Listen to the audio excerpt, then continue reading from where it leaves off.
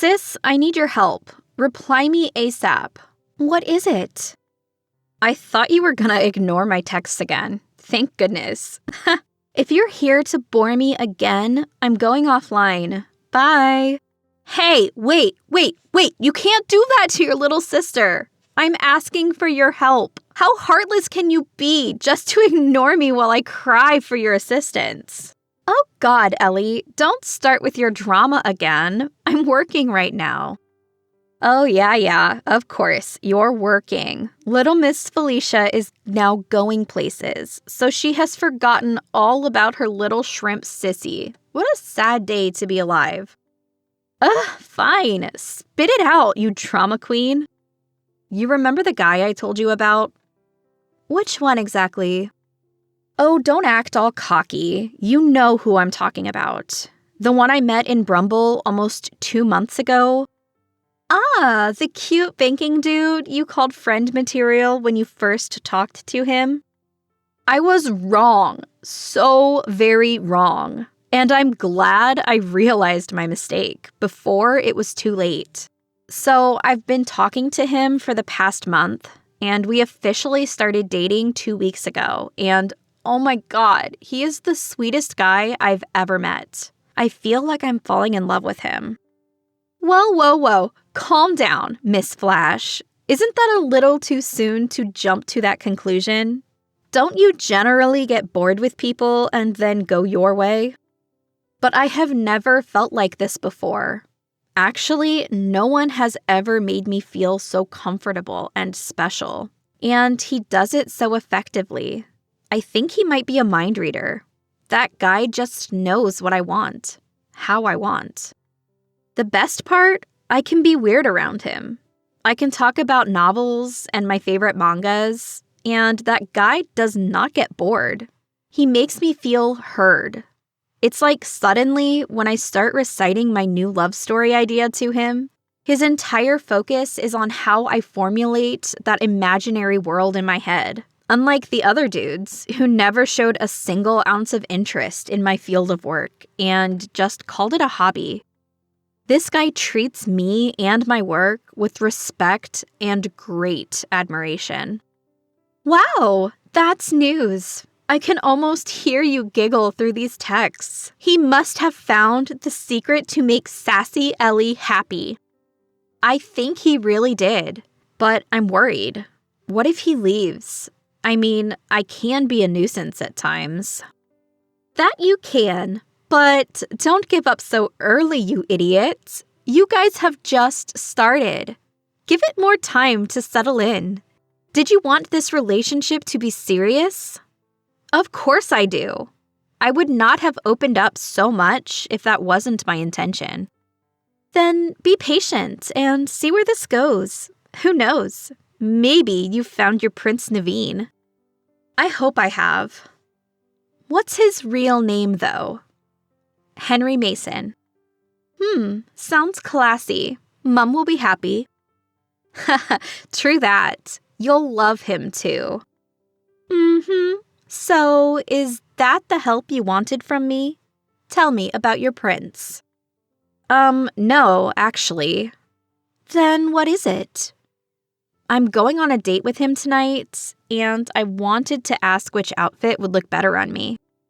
Eleanor sends 3 pictures of 3 different dresses. Piss off, you idiot! I can't believe you wasted my time on just this. Hey, please don't leave me hanging like this. You know how terrible my sense of fashion is. Please, help me. No, I'm going. Bye. No, Felicia. Bye. And wear the teal one. It will complement your figure. Now please, get out and stop bugging me. Love you too, sis. Thank you. My dating life with Henry only got better with time. I could never explain how loved I feel when I'm with him. He is not just the love of my life. He is my muse. He inspires me to write, to test my limits, to become better in this field. When I started writing during my slightly edgy teenage years, I had a very generalized view of the romance genre and hardly gave such books a read. That same old description about couples only made me stay away from that genre. As I grew up, I began to see the bright side of love, but as a writer, I still remained hesitant to give that genre a try. However, with Henry, I feel like giving it a try. I have been researching a lot on what kind of drama romance I can write, and I've planned on writing a story based on the Second World War. The best part is, I've even found someone who can help me provide more information about that period. Henry's grandfather. Henry introduced me to him after I told him about my new draft. His grandpa actually raised him after his parents passed away when he was merely 11. The two have an incredibly strong bond, and when I met him, I was so happy to see how welcoming and sweet he was toward me. He is a war veteran, sent to fight against Japan after the Pearl Harbor incident. He was just 21 back then, one of the youngest soldiers in his regiment. As I started to learn more about his past, I observed a little figment of love in his story. Something he never discussed in detail with me. 3 months later. How's the manuscript going, babe? It's going to take a lot of time. I'm not even halfway done. I am so exhausted. I haven't slept properly in days. Why did I choose to become a full-time writer? Should I just quit? I should stop, or my life is going to turn into hell. Whoa, honey, you've just started. Calm down. Do you want me to come over? I can give you a massage. No, Henry. Stay home and get some rest. You've had a busy week, too. Hey now, that's the least I can do for my girlfriend. I know, and I'd love to have you here, but I thought we could go for dinner this Sunday. I'll try to finish this part by night. Then we can spend the weekend together. Sounds like a plan. Count me in. Have you eaten something? Not really. I'm not hungry. Been trying to focus on the script. Eat something, idiot. You're going to get sick at this rate. Got it, sir. I'll order something good for you for dinner. Thanks. By the way, I've something to ask you. Yeah, go ahead. What is it? You remember when I was talking to your grandpa last week about the war? He told me about this girl he met before joining. Who was she? What caught your interest in that story, huh? Just curious. It felt like he didn't want to talk about this with anyone, almost like it was his little secret. Well, you see, that woman was someone Grandpa has been in love with for the past 50 years. What? Yeah, I told you, right? That Grandpa never got married, and he adopted my dad when he was 28. And what about that lady? He doesn't know where she is. She got married to someone else by the time he came back. Did he ever try to look for her? He did, but she had left town, and so had her family. He was too exhausted, and with how his legs no longer worked like before, he couldn't take that risk. Really, because he never sounded like a quitter to me. Sometimes people just quit, Elle. It's not because they want to. The circumstances make them do it. He got a letter from her almost 5 years later, after coming back from the war. She had asked him to cut all ties with her. The letter wasn't anything resentful, but he got the idea. It must have been from her father. She was happily married to a rich man, and, well, as just a former foot soldier, he didn't have much wealth either. He understood the situation and backed off. Did he really give up? There was nothing left for him to do. No one knew where she went, and the town he used to live in was in a remote area. Life doesn't play out like the movies we love. He knew the harsh reality. How did they meet initially? From what he has told me, it was love at first sight. She was the beauty of the town, while he was the little delivery boy who used to sneak glances at her whenever she'd visit the nearby bakery. She was from an Orthodox family, but at that time, her father educated her properly. Many boys there had a crush on her and would try to approach her, but he was the only gentleman who never crossed his boundaries or tried to make her uncomfortable. That's when the spark lit up between them. She used to sneak out and meet him in the cornfields, while he'd take her on cycle rides every once in a while. Quite the love story they had. Then, what happened? The war came, and he was sent to fight for his country's honor. Call it family pressure, but it was most probably because they had found out about his relationship with that girl. Grandpa didn't know about it then, and because his family was paid a reasonable sum for that, he agreed even though he had no interest in it. The girl came to see him one last time at night, and that was it. Everybody expected him to die there, even his own parents. But when he came back, they were more shocked rather than relieved. When he asked about her, she was gone. Grandpa was frustrated, but he didn't want to give up then. He looked for her. When his family coerced him into marriage, he left the house for 3 years.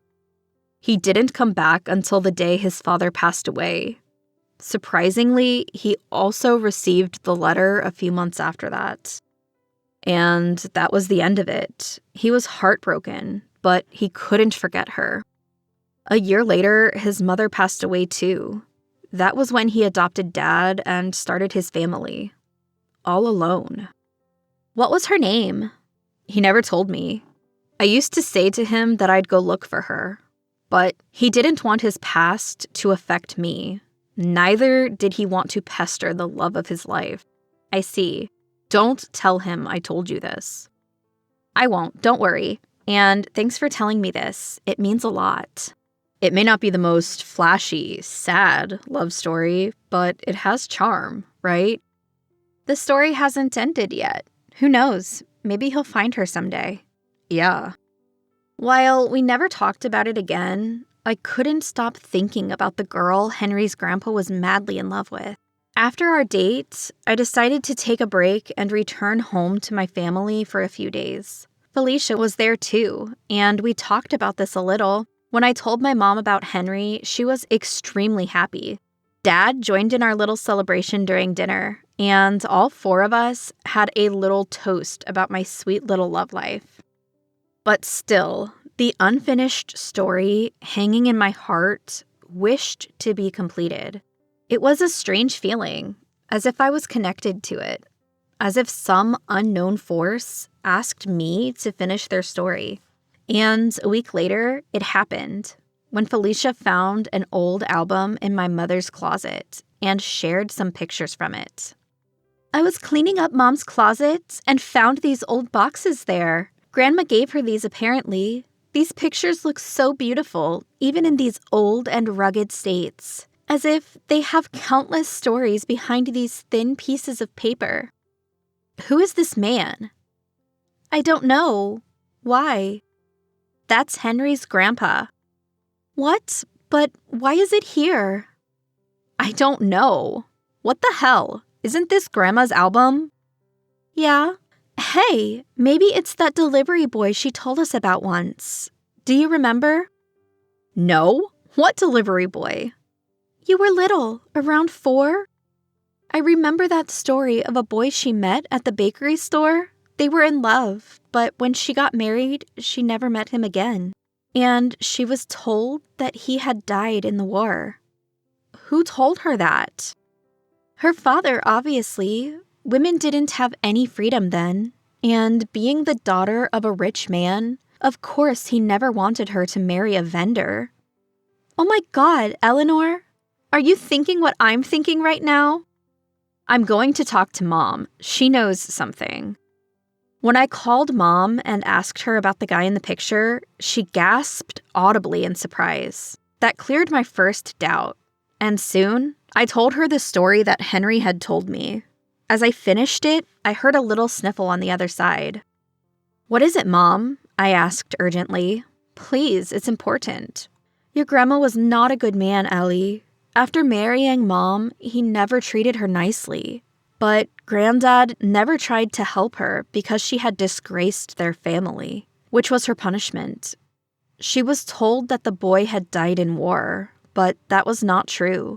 She didn't stop believing, but when Dad got more aggressive, she had to give up on the little hope she was clutching onto. She was just a housewife who devoted herself to her family. And as I grew up, I saw the pain on her smiling face. She never mentioned him to anyone, but he was alive in her heart.